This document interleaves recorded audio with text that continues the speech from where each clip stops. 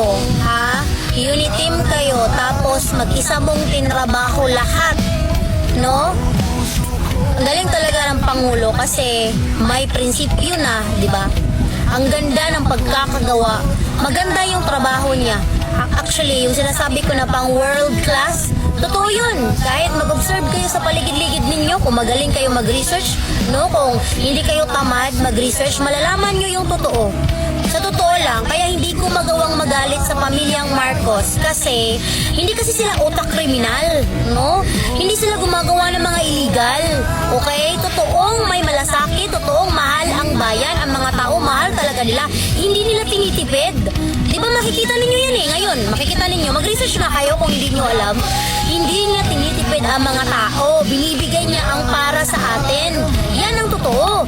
Noon, di ba, halos araw-araw may patayan. Ngayon, araw-araw ba may patayan? Sinasabi lang ninyo yan kasi kinukumpara nyo ang noon sa ngayon. Kasi hindi nyo matanggap na mas maganda mamuno ang mga Marcos.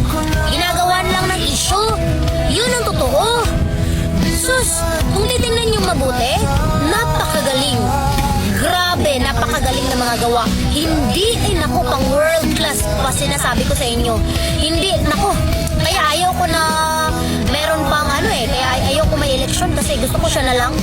Time ko ng isang presidente na sa ngayon nga nakabisita. Ang last kasi nakabisita dito, si President Ramos pa eh. Tapos, meron din kami natanggap na mga lambat.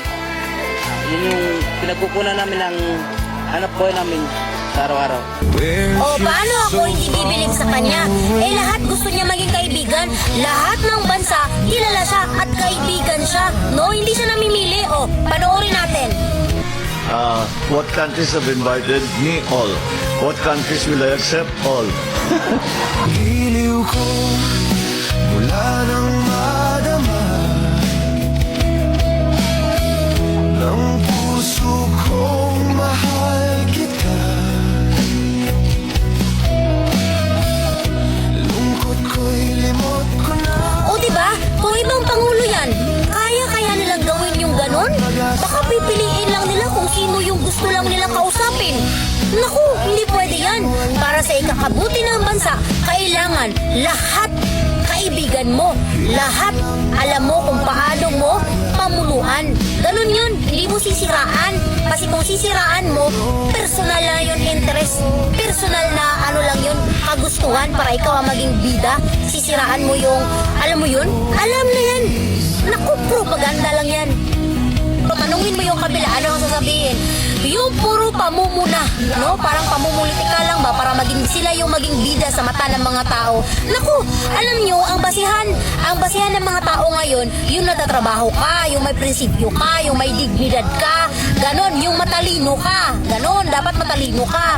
Okay? Marunong yung leadership kasi na tinatawag, marunong kang mamuno, 'di ba? Alam mo kung paano mamuno sa bansa. Hindi lang isang tao yung pinamunuan mo, marami. Kaya normal lang na meron talagang magagalit, lalong-lalo na kung magaling ka. O, normal lang 'yun.